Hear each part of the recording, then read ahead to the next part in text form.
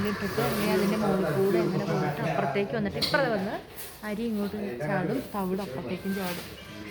ഉണ്ടാവും.